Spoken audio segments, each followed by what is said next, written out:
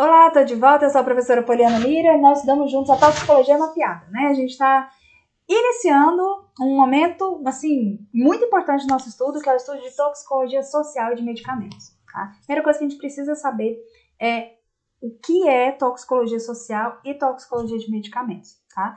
O que seria? Seria, então, a área da toxicologia que vai se ocupar de estudar os agentes tóxicos presentes no ambiente social e que impactam a sociedade.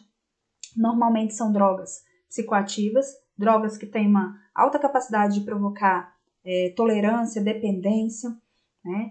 E também, normalmente, são proibidas. Algumas não são, mas algumas são proibidas sim, tá bom? A imensa maioria é proibida. E a toxicologia de medicamentos, nessa mesma abordagem, vem estudando os agentes tóxicos presentes no mundo dos medicamentos. Mas que agentes tóxicos são esses, professora?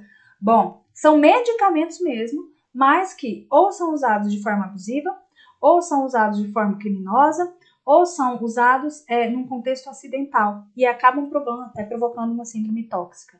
Então, normalmente, eles são usados de uma forma errada.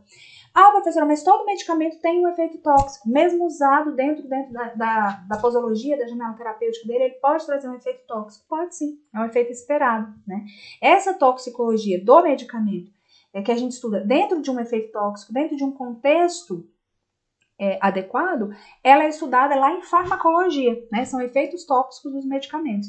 Agora, aqui na toxicologia de medicamentos, a gente vai estudar o efeito tóxico mesmo, com esse olhar de ou foi tomada uma dose exagerada ou num contexto errado, alguma coisa saiu errado no uso desse medicamento, tá? Para que ele possa estar envolvido aqui na toxicologia, beleza? Então, nós vamos estudar, a partir de agora, toxicologia social e toxicologia de medicamentos, tá? Vamos estudar em conjunto porque a gente tem medicamentos que também estão presentes aí, que têm impacto a nível social. Então, a gente acaba estudando junto.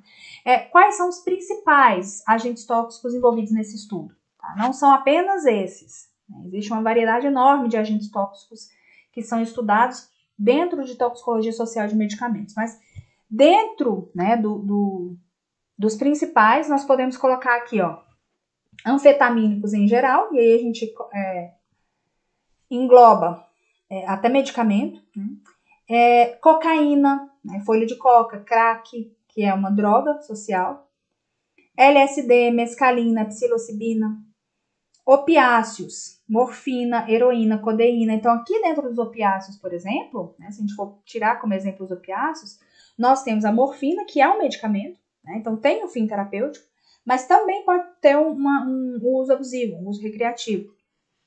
A heroína, que foi desenvolvida para ser um medicamento, mas que por ter uma capacidade maior de provocar dependência e enfim, ter efeitos mais importantes clinicamente, né, do ponto de vista tóxico, acabou sendo proibida também, né, deixou de ser medicamento e passou a ser uma droga proibida, e a codeína, que também é uma substância, né, utilizada como um medicamento antitussígeno, né, mas que também é um opiáceo, então por isso a gente não pode separar o estudo de toxicologia social de medicamentos, porque a mesma classe, se a gente for pegar aí os opiáceos, a gente vai ter tanto uma substância social proibida, né, socialmente proibida, como também medicamentos, tá bom? Nós temos aí os solventes, ou o etanol, por exemplo, né? Nós já estudamos, falamos muito sobre etanol, então o etanol aqui dentro da toxicologia social de medicamentos a gente nem vai abordar, porque a gente fez um estudo isolado, né, do etanol, pela importância mesmo, né, desse agente tóxico, a gente acabou aprofundando muito nele. Mas nós vamos falar aqui de barbitúricos, benzodiazepínicos, né, e outros fármacos sedativos. Em relação aos solventes, sem ser o etanol, né, quais são os solventes importantes também? Tolueno, acetona, cloroformo, mas esses também são solventes presentes no ambiente laboral, então eles também fazem parte da toxicologia social, ocupacional ou laboral. Vamos começar então pela classe de opiáceos, tá? Vamos separar aí por tipos, né, de agentes tóxicos. Vamos começar aqui pelos opiáceos, tá bom? Primeira coisa, vamos diferenciar os termos. Muita gente tem dificuldade aí de saber a diferença de opiáceo com opioide, né? O opiáceo é a substância natural, tá? Natural. Originária da papaver sonífero. E o opioide, ele pode ser tanto natural como sintético. Então, ele pode ser natural ou sintético. Pode ser um ou outro. São compostos relacionados ao ópio, mas pode muito bem ser um derivado sintético do látex do papaver sonífero, tá? Da papoula. Então, como que a gente vai lembrar? Porque isso aqui é fácil de confundir na hora da prova, né? E normalmente a banca ela quer isso, ela quer pegar coisas parecidas, né? E te confundir. Como é que a gente vai lembrar? Ó, a gente vai lembrar assim, ó. OP, ó, vou grifar aqui para ficar mais fácil. OP é igual. Então, isso aqui é igual. OP. Só que um é opiáceo, certo? Um é opiáceo, ó, o A. E outro é opioide, o O, certo? O que a gente vai lembrar? Ó, as invenções, né?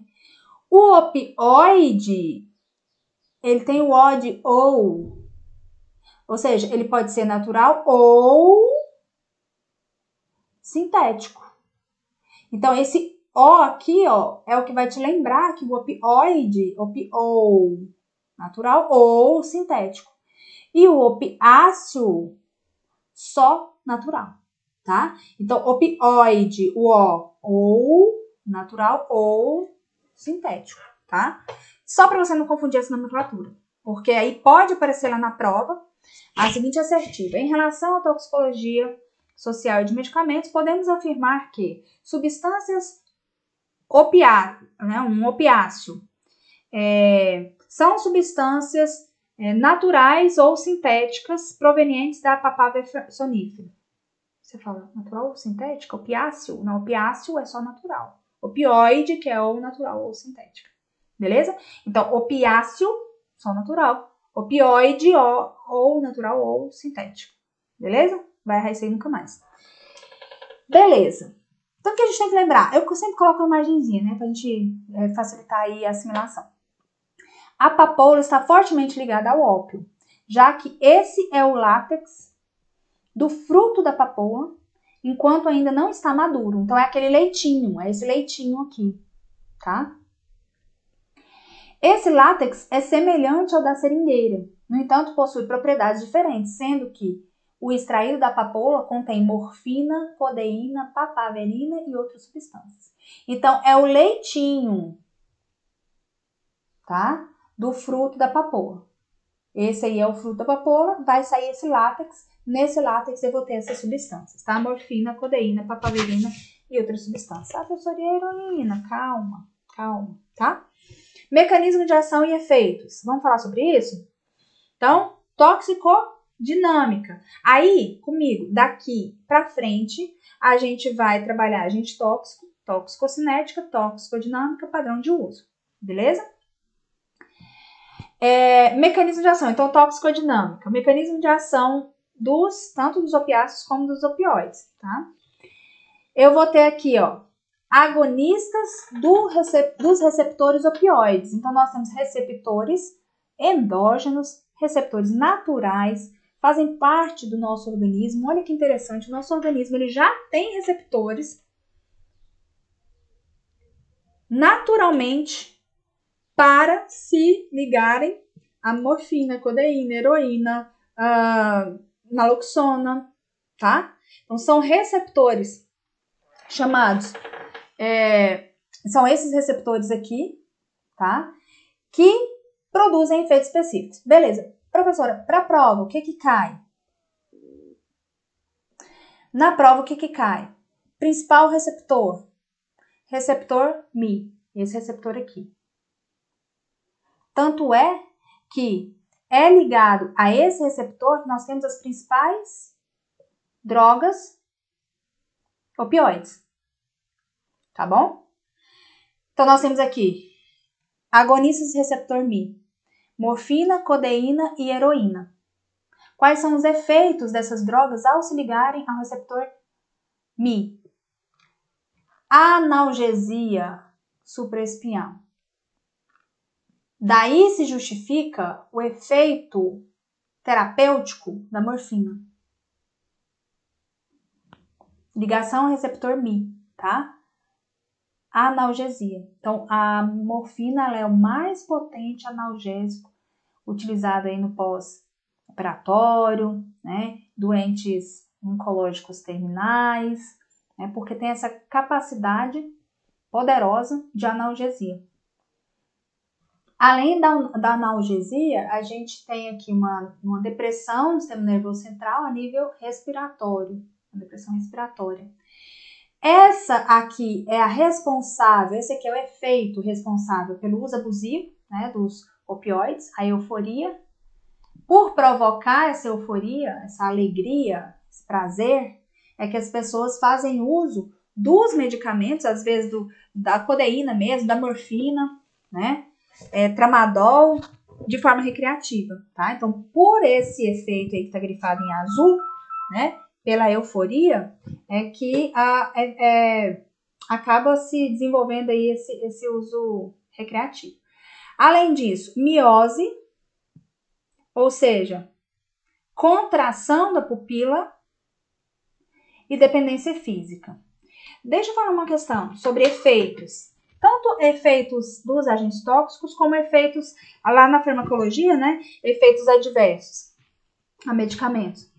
Existem alguns efeitos que são comuns a qualquer coisa, né? Então, vômito, náusea, dor de cabeça, tontura, são coisas que pra gente no concurso não vai ser muito importante, porque qualquer substância, até água, consumo de água, provoca dor de cabeça, provoca água demais, né? Provoca dor de cabeça, provoca náusea, enfim, vômito. Se você beber água demais, você vai vomitar. Então, tem alguns efeitos que são tão comuns que pra gente no concurso não vai fazer tanta diferença. Agora, se qualquer substância ela é nefrotóxica, se ela é neurotóxica, se ela provoca cegueira, aqui no caso provoca miose, ou se ela provocasse midríase, isso tudo, aí sim a gente tem que lembrar. Então, alguns efeitos as bancas gostam muito. Então, um dos efeitos é em relação à pupila. Então, tudo que é substância, seja medicamento, seja droga, que provoque ou midríase, que é a dilatação da pupila, ou miose, que é a contração da pupila, você tem que lembrar. Então, uso de morfina, codeína, opioides, opiáceos. Contração da pupila. Beleza? Beleza? Não vamos lembrar disso. Não vamos esquecer disso, tá? Então, uso de opioides, contração da pupila. Opioides, contração da pupila. Beleza? Professora, eu confundo miose e midríase. Às vezes eu acho que midríase que é contração, miose é a dilatação. É só lembrar que miose é um nome menor. Midríase é um nome maior. Então, miose é pequeno, contração. Midríase é maior. Então, mais dilatado. Beleza? Então, midríase é dilatação da pupila. Miose, contração da pupila. Aqui nos opioides, a pupila pontiforme. Ela vai ser uma das indicações de uso de morfina ou de heroína, por exemplo, numa sala de emergência de um hospital, né, para reconhecimento de qual é a síndrome tóxica. Então, observar a pupila contraída, pode ser opioide. E aí, isso é muito cobrado em prova justamente por isso, porque é um efeito bastante emblemático. E, claro, dependência física. Inclusive, eu poderia dizer que poderia afirmar aqui, que esse é o grupo que tem o maior potencial de produzir uma dependência. Não vou nem classificar como física, química, porque essa terminologia nem existe mais. A gente sabe que com a revisão do DSM, né, a gente, para a versão 5, a gente deixa de falar em dependência, tolerância, esses conceitos separados, e começa a falar de um transtorno mental relacionado à substância. Então, os opioides, eles têm um poder, um potencial enorme em provocar esse transtorno mental relacionado à substância. Porque é o grupo de drogas que tem a síndrome de abstinência mais intensa. Então, a pessoa ela pode, inclusive, chegar a quadros gravíssimos em razão da interrupção do uso abrupto aí dessa substância, tá? Então, é um grupo que provoca uma síndrome de abstinência muitíssimo importante, muito emblemática. Aquela imagem que você tem de síndrome de abstinência, da pessoa desesperada, se contorcendo, sentindo cólica, sentindo dor, essa é a crise de abstinência de opioides, tá? Então, tem uma capacidade enorme de provocar dependência. Aí nós temos os outros receptores, né? Que recebem as outras substâncias opioides também, tá? Então aqui nós temos, por exemplo, como efeito, né? Analgesia espinhal, sedação, sono, miose, dependência física, disforia, desilusão, alucinação, estimulação respiratória, alteração do comportamento afetivo, enfim. Nós temos outros efeitos aqui. Mas na clínica, né, na parte de medicamento, o que mais é requerido o efeito agonista receptores MI. E para fins recreativos, né, fins de toxicologia social, o que é desejado é o quê? É a euforia, que também é aqui no receptor MI. Então, o principal receptor aqui para a gente da toxicologia, para opioides, é o receptor MI. Beleza? Ótimo. Aí aqui, como a gente está fazendo um curso resumido, resumido assim, não é resumido de quantidade de informações, mas é um curso esquematizado, um curso mais dinâmico, digamos assim, né? Então eu fiz para você aqui uma tabelinha, né, com uma série de opioides e com alguns comentários que eu acho importante que a gente se lembre na hora da prova, tá bom? Então eu vou trabalhar com você a partir de agora cada um dos opioides que a gente precisa estudar e as principais informações relacionadas a esses opioides que você precisa levar para sua prova, tá bom? Vou começar aqui pela morfina. Vou dar um zoom aqui porque você não é obrigado a ter uma visão biônica, né? Então vamos lá, morfina. Ó, a morfina. A morfina, ela é um poderoso analgésico, né? Então ela combate dores viscerais, dores intensas. A grande maioria da sua concentração, ela vai ser eliminada pela urina, através do metabólito, né? 6-glicuronato-morfina, 6-morfina. O glicuronato 6 da morfina é 13 a 200 vezes mais potente do que a da morfina. Então, o metabólito, ele é mais potente ainda do que a própria morfina. E recém-nascidos não conseguem conjugar o glicuronato à morfina. Então, acaba não conseguindo fazer essa conjugação, acaba sendo um problema para esse neonato, né, que não vai conseguir fazer a eliminação tão eficaz aí dessa droga. Então, como que eu vou reconhecer essa síndrome opioide, né, através da clínica? Quando chegar um paciente lá no hospital, ali entra um pouquinho de toxicologia clínica. Como que eu vou reconhecer? Eu vou lembrar da tríade. Pupilas puntiformes. Por quê? Porque acontece miose. Depressão respiratória e coma. Chegou uma pessoa em coma, capacidade respiratória deprimida, você observa a pupila tá contraída, provavelmente é uma overdose aí de heroína, tá? Ou fez um uso recreativo de um opioide, né? E tá aí uma síndrome tóxica por opioides, beleza? Aplicação terapêutica da codeína. Né? Codeína é um medicamento, é um opioide, e tem uma aplicação terapêutica. Qual é a aplicação terapêutica? Antitussígeno, principalmente antitussígeno, mas também é utilizado como analgésico, tá bom? A codeína, ela é associada à glutetimida, resultando em euforia, semelhante à heroína. Aí eu tô falando de um comportamento abusivo. Tá? Aí eu tô falando de usar um medicamento associando a uma outra substância para buscar um efeito euforizante do opioide, tá? Então, pode aparecer na sua prova essa relação. O que tem a ver a codeína com a glutetimida? São observações que eu tô colocando aqui para você, tá? O que tem a ver as duas? A associação das duas vai fornecer um efeito euforizante semelhante ao da heroína. E como não é proibido, ok, teoricamente, né? Só que também vai provocar aquela tríade que a gente acabou de estudar. Pupila puntiforme, depressão respiratória e coma. Tá? Inclusive, quando eu falei da tríade, né? Que eu falei da toxicologia clínica, lá do hospital e tal, eu falei da síndrome de overdose por heroína, se não me engano, né? Retifico aqui. Morfina, né? A gente tá falando primeiro da morfina. Então, eu falei ali da morfina, agora finaliza a codeína. Beleza. Terceira substância opioide que nós vamos falar. Buprenorfina. Em que contexto aparece essa buprenorfina em concursos? Normalmente é para comparar com a potência da morfina, tá? Normalmente, quando aparece a buprenorfina, é comparando a potência analgésica da morfina. Beleza? E aí algumas bancas falam o seguinte: a morfina é 30 vezes mais potente do que a buprenorfina. Não, ó. A buprenorfina, que é 50 vezes, de 30 a 50 vezes mais potente do que a morfina como analgésico. E ainda mais segura. Ela provoca uma menor depressão respiratória.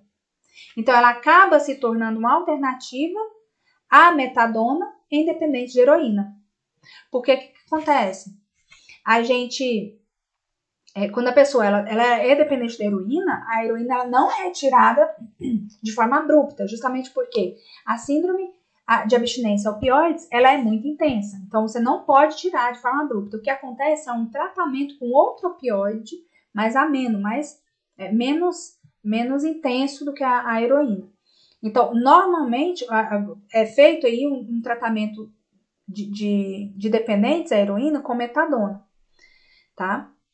Mas nós vamos falar da metadona, tá? Mas nós temos aí, ela é muito utilizada e ela aparece em provas muito nesse contexto aí de tratamento mesmo de viciados em morfina, em heroína, enfim. Mas nós temos também a possibilidade aí da buprenorfina substituindo a metadona em tratamento de viciados. Beleza? Então é aí que vem, né, nesse contexto aí que aparece essa buprenorfina em provas. E a heroína? O que a gente tem que lembrar da heroína? Primeira coisa, ela pode ser utilizada fumada, inalada, ou seja, cheirada, e também injetada. Normalmente ela é injetada, tá? 11 segundos após ser absorvida pelo pulmão, ela já está no cérebro. Então, olha como a absorção dela é rápida, 11 segundos. Após ser absorvido pelo pulmão, quando é fumada, né? Ela já está no cérebro. Ela possui uma meia-vida muito curta, cerca de 3 minutos. Então, ao mesmo tempo que ela tem uma capacidade de absorção muito rápida, o efeito dela começa muito rápido, o efeito dela também passa muito rápido. Porque ela tem uma meia-vida muito pequena, 3 minutos. Então, em 3 minutos, a metade da concentração dela já foi, né? Então, são características da heroína aí. Ela é a mais potente indutora de dependência de todas essas substâncias, tá? Então, por isso ela é proibida. É uma droga proibida, né? E recém-nascidos que nascem com abstinência, né? Porque a mãe fazia uso aí da heroína, normalmente eles são tratados com clorpromazina mais o elixir paregórico. A morte não é devido a efeitos farmacológicos típicos dos opiáceos, tá? Morte por heroína. No caso lá, a overdose, né? Por heroína, tá? Então, ó, heroína, essas informações aí, elas são muito importantes, tá? Ó, uma coisa que eu vou destacar aqui, esse elixir paregórico. Às vezes, né, professor, eu já ouvi falar desse elixir, tá, não sei o quê, para que ele usa e tal. Normalmente, ele é utilizado para cólica, para dor de estômago, problemas gastrointestinais mesmo. Ele é um elixir, né, a forma farmacêutica preparada com um antiespasmódico, né, que tem ali uma concentração de opioides. Tá? Então, esse elixir paregórico, ele tem uma concentração de opioides. Só que, apesar disso, né, esse efeito opioide, ele é menos nocivo do que o da heroína. Justamente por isso, né, que ele é utilizado para tratamento de recém-nascidos que estão com abstinência, porque essa abstinência, ela precisa ser remediada também, né, é uma sintomatologia. Então, o bebezinho também não pode ser desmamado, entre aspas, né, da heroína de forma abrupta ao nascer. Né? Então, ele também tem que passar por um tratamento para ir se adaptando. E junto com esse elixir paregórico, né, que é o opiáceo, que está amenizando aí a síndrome de abstinência do bebezinho, a gente tem aí a clorpromazina. E por que a clorpromazina ela é associada a esse elixir paregórico no tratamento de bebezinhos? Porque a clorpromazina é um antipsicótico. Entendeu? Então, ela vai amenizar os efeitos psicóticos que aparecem na síndrome de abstinência do bebezinho. Imagina, nascer já é um trauma, né? Nascer já é um evento cheio de nuances. E ainda nascer e já ter a crise de abstinência. Então, ele precisa receber o opioide, por isso ele recebe o elixir paregórico. E, para amenizar o efeito psicótico da síndrome de abstinência por heroína, ele recebe a clorpromazina. Então, essa associação se justifica por isso, caso isso caia na sua prova, tá bom? Então, da heroína, a gente precisa ter muito cuidado em relação a isso. A essas informações, porque, vez ou outra, isso acaba caindo em prova.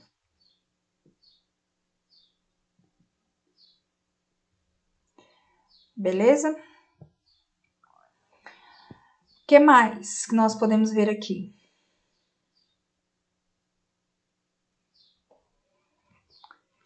Fentanil. Fentanil é um pré-anestésico, então ele é um adjuvante, ele é um auxiliar né, na indução da anestesia, então é um pré-anestésico, anestésico cirúrgico também. Ele é 200 vezes mais potente que a morfina. A morfina ela chega ao nível só de analgesia, ela não chega a ser anestésico, né? Então o fentanil ele já é anestésico. Ele tem um efeito quase que imediato, alcança a concentração máxima no cérebro entre... alcança a concentração máxima no cérebro entre 1 a 2 minutos após a administração, então bem rápido também. A meia-vida é de 1h30 a 6 horas, vai depender aí, né? Existe o alfentanil, que é um analgésico de ação curta, e o carfentanil, que é 10 mil vezes mais analgésico que a morfina e é usado em animais de grande porte.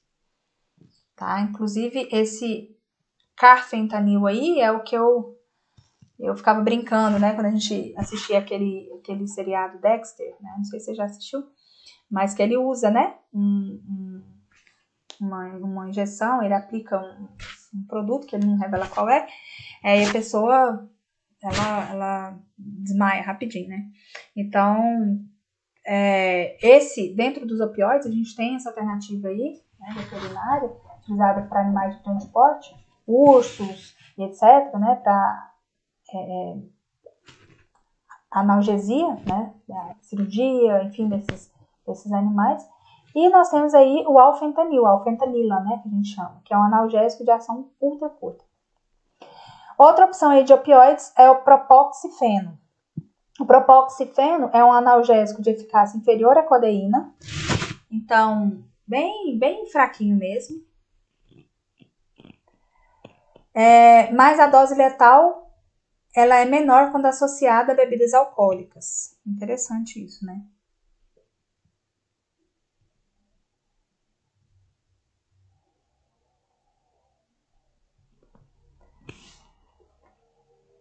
Tramadol. Tramadol, esse aqui é um dos medicamentos que mais se tem feito aí uso abusivo, né, dentro dos opioides. O tramadol é um análogo sintético da codeína, né, trata dor leve a moderada, não desenvolve miose, então fica mais difícil identificar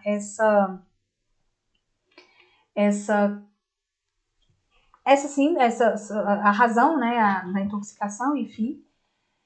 E inibe a captação de serotonina. E é justamente por isso que a pessoa, né, acaba tendo mais serotonina, mais prazer, mais felicidade, enfim, e acaba fazendo abuso do medicamento em razão disso.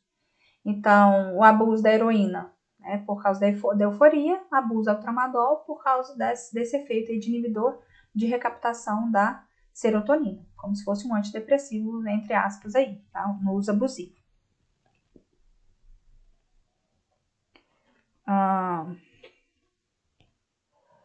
Quem mais? Dextrometorfano. Esse não tem ação analgésica. É um uma substância que produz miose, depressão respiratória e depressão do sistema nervoso central.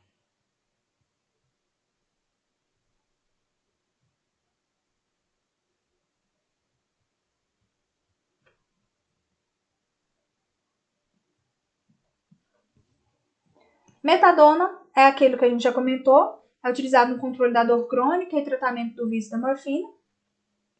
Pode ser substituído, né, pela buprenorfina.